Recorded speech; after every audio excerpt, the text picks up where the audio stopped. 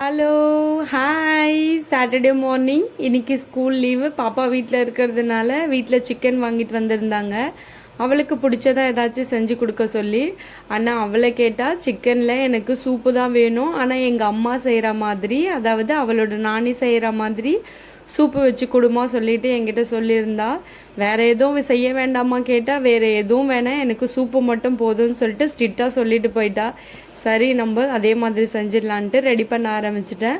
அதுக்கு முன்னாடி வாஷ் பண்ணியிருந்த பாட்டிலில் எண்ணெயெல்லாம் ஃபில் பண்ணி வச்சிடலாம், அப்போ தான் குக் பண்ணும்போது ஈஸியாக இருக்கும்ன்ட்டு எண்ணெய் எல்லாமே ஃபில் பண்ணி எடுத்து வச்சாச்சு. இப்போது சூப்புக்கு ரெடி பண்ணிடலான்னு சொல்லிட்டு தக்காளி வெங்காயத்தை எடுத்துகிட்டு வந்து கட் பண்ண ஆரம்பித்தாச்சு. பெரிய சைஸ் ஆனியன் ஒன்று, அது கூட குட்டி தக்காளி இருந்தால் போதும்.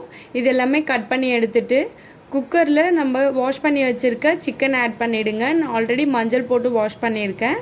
அது கூட கட் பண்ணியிருக்க வெங்காயம், தக்காளி, கொஞ்சமாக கொத்தமல்லி, ஆல்ரெடி இடித்து எடுத்து வச்சுருக்க மிளகு, சீரகம். மிளகு மட்டும் காரத்துக்கு ஏற்ற மாதிரி ஆட் பண்ணிக்கோங்க. மஞ்சள் தூள், உப்பு இதெல்லாமே ஆட் பண்ணிவிட்டு ஃபைனலாக கொஞ்சமாக எண்ணெய் விட்டுட்டு இஞ்சி பூண்டு பேஸ்ட்டு, தேவையான அளவுக்கு தண்ணி, ஸ்பைசஸ் எல்லாமே ஆட் பண்ணதுக்கப்புறம் க்ளோஸ் பண்ணிவிட்டு நம்ம குக் பண்ணி எடுத்துக்கலாம். ரெடி ஆகிறதுக்குள்ளே ஒயிட் ரைஸ்க்கு அரிசி ஊற வச்சிடலாம். அதுக்கப்புறம் சைடில் வந்து நம்மளுக்கு சிக்கன் கிரேவி தான் ரெடி பண்ணிகிட்ருக்கோம். ஸோ அதுவுமே குக் ஆகிட்டுருக்கு.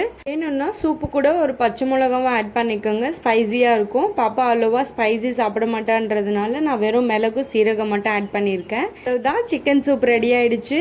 இப்போது அவளுக்கு மட்டும் பவுலில் தனியாக சிக்கனும் சூப்பும் எடுத்து வச்சுட்டு மீதி சிக்கனை கிரேவியில் ஆட் பண்ணிடலாம். எங்களோட lunch chicken soup, chicken gravy, white rice. பாய்.